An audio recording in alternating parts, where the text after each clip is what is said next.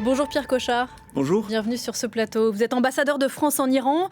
Merci de répondre à nos questions sur France 24. C'est vous qui avez fait sortir d'Iran il y a une semaine Cécile Collère et Jacques Paris, les deux anciens otages d'État français en Iran qui doivent prendre la parole d'ailleurs. Ce soir, on va y revenir dans un instant. Cette semaine, je le disais, comme la semaine dernière, a commencé avec les nouvelles menaces de Donald Trump de bloquer le détroit d'Ormuz après l'échec des négociations avec la République islamique ce week-end à Islamabad. Qui croyait, j'imagine pas vous, qu'on allait s'entendre en si peu de temps sur des sujets si importants ?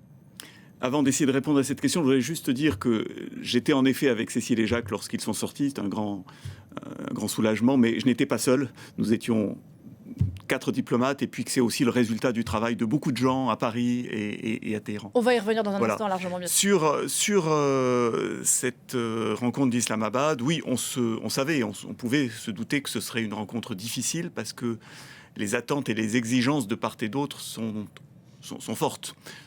Du côté iranien dont je peux parler, le sentiment qui domine au sein du régime, c'est que cette guerre n'a pas été perdue, qu'elle a permis à l'Iran de montrer sa force, qu'elle n'a pas été non plus choisie par l'Iran, qu'elle lui a été imposée, et que donc il est légitime pour l'Iran de demander un certain nombre de compensations, et certainement pas de faire d'emblée des concessions importantes. Donc on pouvait s'attendre à ce que ce soit un début difficile. Qu'est-ce qu'il en sera de la suite ? C'est plus difficile à dire. Est-ce que la trêve est morte-née ? Est-ce qu'à Téhéran, on s'inquiète de ce que les bombardements américano-israéliens vont reprendre ? Alors, je n'y suis plus, mais j'imagine qu'on s'en inquiète, en tout cas dans la population, bien sûr, qui a tellement souffert déjà de 40 jours de bombardements intenses et qui n'en peut plus après déjà la guerre des 12 jours. Donc, bien sûr, je pense que c'est l'espoir de tous les Iraniens que s'arrêtent ces frappes et que la guerre cesse. Est-ce que ce sera possible ? C'est bien sûr très difficile à dire. Des Iraniens qui ont entendu notamment un président américain aller menacer d'éradiquer leur civilisation il y a quelques jours encore. En effet, cela a bien été noté en Iran et je pense que ça n'a pas échappé à la population iranienne qui, encore une fois, est complètement sous le choc et dans une forme d'effondrement psychologique après toutes ces épreuves. Et même s'il s'agit que d'un tweet, C'est vraiment qu'un tweet ? Ça a été pris comme ça ? Je ne sais pas comment ça a été pris, mais en tout cas, ce thème pour les Iraniens qui sont tellement attachés, et on les comprend, à leur civilisation, qui est une énorme, une très importante civilisation millénaire, c'est quelque chose qui est bien sûr très difficile à accepter. Oui. Vous avez pris vos fonctions, Pierre Cochard, à l'ambassade de France à Téhéran le 1er juillet dernier, juste après la guerre des 12 jours. Vous venez de vivre avec vos équipes, et comme tous les gens qui sont en Iran en ce moment, 5 semaines de guerre et de bombardement. Pour ceux qui ne connaissent pas Téhéran, l'ambassade de France est vraiment au centre de Téhéran. Vous avez vu les vitres de l'ambassade bouger, notamment le jour où le guide a été tué, Ali Armenei. Oui, bien sûr. Il y a eu des bombardements constants, des bombardements ou des survols de drones ou des survols d'avions, notamment dans la phase finale de la guerre, avant le cessez-le-feu. Et il y a eu des impacts extrêmement forts qui ont fait en effet trembler les vitres et les murs de la résidence. Au tout début de la guerre, lorsqu'a été ciblé le bureau du guide, à quelques centaines de mètres de l'ambassade. Plus récemment aussi, lorsqu'a été ciblée l'ambassade américaine, qui n'est pas loin, l'ancienne ambassade américaine, bien sûr. Et là aussi, ça a été des bombardements très, très ressentis à l'ambassade. À quoi ressemble la vie à Téhéran depuis le début de l'opération américano-israélienne ? Alors, une partie de la population a quitté la ville. Certains sont allés prendre refuge dans le nord de l'Iran, au bord de la Caspienne, ceux qui en ont le moyen. Donc la ville était en partie désertée. C'est ajouté à ça le fait que c'était les fêtes de Nowruz, donc traditionnellement les gens partent. Donc c'est une ville déserte avec une activité moindre, mais on sentait dans les derniers jours, notamment le samedi avant notre départ, rentrer en quelque sorte après Nowruz, que la vie reprenait, les embouteillages aussi. Donc bien sûr c'était une atmosphère de guerre, mais on sent que reprend un peu une activité sinon normale, en tout cas plus importante qu'avant. Ouais. Avec le risque donc éventuellement d'une trêve qui serait morte-née, de bombardements qui pourraient reprendre sur l'Iran. On verra ça bien sûr. C'est donc un pays en guerre que vous avez quitté la semaine dernière avec Cécile Kohler et Jacques Paris qui vivaient en résidence surveillée à l'ambassade de France de Téhéran depuis 5 mois. Vous avez été en première ligne avec d'autres bien sûr au Quai d'Orsay pour obtenir cette sortie d'Iran. On reviendra sur les circonstances assez rocambolesques de votre départ de Téhéran dans un instant, mais est-ce que vous pouvez nous expliquer pourquoi, selon vous, les autorités iraniennes ont accepté que ces 2 Français sortent d'Iran au milieu de la guerre? Bon, d'abord, effectivement, c'était un processus de négociation très long, avec des phases d'espoir, des phases un peu plus difficiles, depuis plusieurs mois. Mon prédécesseur avait suivi ce dossier, bien sûr, de très près. Et moi-même, lorsque je suis arrivé, j'ai clairement indiqué aux autorités iraniennes que c'était la priorité de ma mission. Et je crois qu'il y a, en tout cas, il y a eu d'emblée chez certains de mes interlocuteurs iraniens la volonté aussi de tourner cette page. Simplement, encore une fois, les événements se sont succédés et le début de la guerre nous a bien sûr beaucoup inquiétés. On s'est demandé si dans ces circonstances, il serait possible d'obtenir ce que nous souhaitions, la libération et le retour en France de Cécile et Jacques. Certains de vos interlocuteurs ont été tués ? Tout à fait. Certains de nos interlocuteurs ont été tués pendant ces frappes. Voilà. Donc, pourquoi à ce moment-là, très difficile à dire. Je crois que ce qui a beaucoup compté, c'est le maintien d'un canal de discussion directe entre nos autorités et les autorités iraniennes. Le président de la République, le ministre, ont toujours été en contact de leurs interlocuteurs. Le ministre a d'ailleurs appelé Abbas Araghchi le dimanche précédent notre départ et a obtenu de sa part un feu vert. Et puis le fait que nous ayons maintenu notre ambassade ouverte, pratiquement seul pays européen à le faire, avec quelques autres, mais vraiment qui se comptent sur les doigts de la main, a été aussi vu, je dirais, par les Iraniens, aussi bien par le régime iranien, je crois, que par la société iranienne, comme un signe positif de volonté d'engagement de notre part. Donc ça a sans doute aidé. La presse iranienne officielle parle d'un deal passé entre la France et la République islamique à propos de cette ressortissante iranienne condamnée pour apologie du terrorisme. Madieh Esfandiari, là-dessus, un commentaire ? Non, pas de commentaire. Vous avez raison, ça a toujours été présenté comme cela par les autorités iraniennes. Ce que je peux dire du côté français, c'est que Madieh Esfandiari a suivi un processus judiciaire normal, jugement de première instance qui a été rendu, condamnation, appel qui fait que Madieh Esfandiari est aujourd'hui libre. Elle peut retourner en Iran aujourd'hui. Elle peut retourner en Iran, elle peut revenir en France après si elle le souhaite. Voilà, et le jugement d'appel est prévu d'ici une année à peu près. Oui. Pour revenir à Cécile Kohler et Jacques Paris, ils ont pris la parole depuis l'Élysée mercredi dernier. On vous a vu, d'ailleurs, c'est vous qui les avez accompagnés jusqu'au jardin de l'Élysée où ils ont été reçus par Emmanuel Macron. Ils vont bien, je crois, d'abord.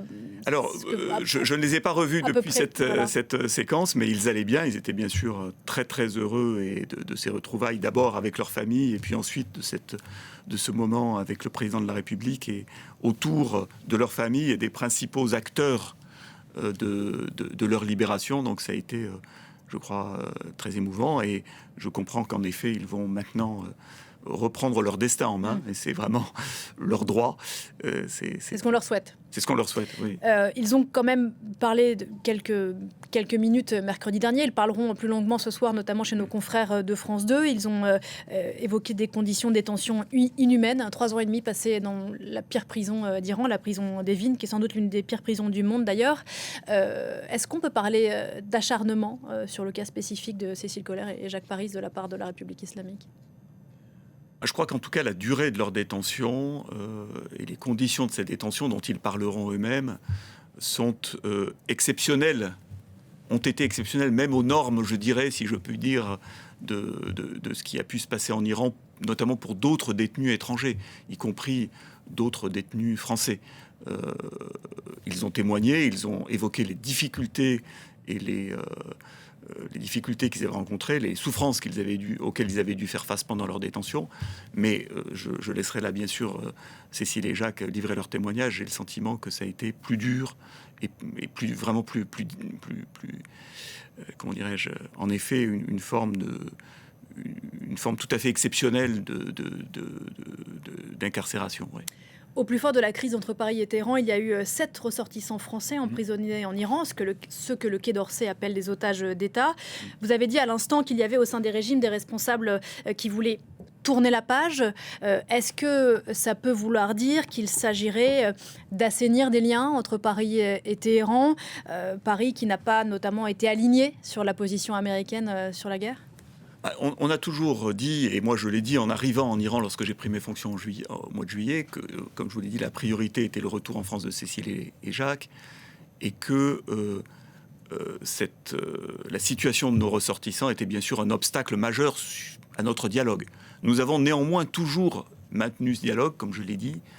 Je pense que ce dialogue va rester difficile, parce que nous avons beaucoup de divergences avec le régime iranien. Mais il y a un caillou en moins ? Mais il y a bien sûr un obstacle en moins qui nous permettra de parler plus facilement de l'ensemble des sujets de la région et de l'ensemble de nos préoccupations, parce qu'elles restent fortes à l'égard de l'Iran, aussi bien sur le plan intérieur, l'absence de liberté, que sur le plan extérieur, la politique iranienne dans le domaine nucléaire ou concernant la région.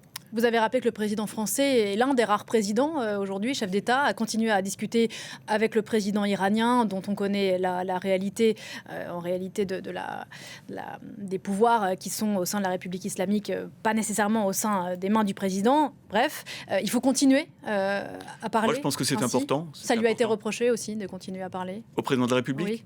Alors, ça lui a peut-être été reproché, je ne sais pas, mais je pense personnellement que c'est absolument indispensable. Absolument indispensable pour faire valoir avec force nos points, et que que nous avons des interlocuteurs en Iran avec lesquels nous pouvons parler. Dans un monde où la loi du plus fort semble être plus importante, plus forte que les autres, la diplomatie a encore un rôle à jouer ? Elle peut obtenir des résultats ? Je l'espère, en effet. C'est pas facile dans un monde où domine l'usage ou la menace d'emploi de la force. On voit que cet usage ou cette menace d'emploi de la force n'apporte pas toujours les résultats escomptés. Donc je pense qu'il y a une place pour la diplomatie. Oui. Il y a une place pour la diplomatie pour essayer, même malgré l'extrême divergence de nos positions, pour essayer de trouver des chemins d'entente, d'accord, d'apaisement sur certains sujets. Je pense que c'est possible et que on a plus de chances d'y parvenir aujourd'hui par la diplomatie que par la force. Dans une vie d'ambassadeur, j'imagine que c'est pas courant de faire 9 heures de voiture dans un pays en guerre avec dans sa voiture 2 ressortissants français qu'il faut extraire en passant par l'Azerbaïdjan. Quel souvenir personnel vous garderez de cette nuit où vous avez d'abord annoncé à Cécile Colère et Jacques Paris qu'ils allaient quitter l'Iran après 5 mois à l'ambassade, qu'ils allaient retrouver les leurs, mais qu'il leur faudrait pour cela aller jusqu'à Bakou ? Sans escorte, hein, Sans escorte, oui, bien sûr. Écoutez, oui, c'est des moments qu'on n'oublie pas, en effet, de tension, d'incertitude aussi jusqu'à la dernière minute avant le départ, parce que on a eu confirmation que nous pourrions emmener Cécile et Jacques vraiment la veille au soir très tard. Et puis ensuite, pendant tout le trajet, c'est beaucoup d'incertitudes. Quand on sort de l'ambassade, est-ce qu'on ne risque pas de rencontrer un checkpoint qui n'aura pas forcément les instructions nécessaires pour nous laisser passer, les risques de bombardement, puisque la veille avait été bombardé ce fameux pont à Karaj, qui était sur notre route, en tout cas à proximité de notre route, plus exactement. Donc oui, c'est des moments très forts, mais aussi avec l'extrême satisfaction d'avoir pu obtenir ce résultat. Donc oui, c'est un moment important. Vous allez rentrer en Iran ? Retourner en Iran plutôt ? Oui, il est prévu, puisque nous sommes une très petite équipe sur place qui assurons les fonctions essentielles de l'ambassade. Donc mon adjoint est rentré à Téhéran le lendemain de mon départ. Toujours par l'Azerbaïdjan ? Toujours par l'Azerbaïdjan, et moi-même je prévois d'y retourner à la fin de ce mois. Et l'ambassade de France restera ouverte. Et l'ambassade de France reste ouverte. Jusqu'à nouvel ordre. Merci beaucoup, Pierre Coffret, Merci d'être venu ce matin sur ce plateau. Ambassadeur de France en Iran. Merci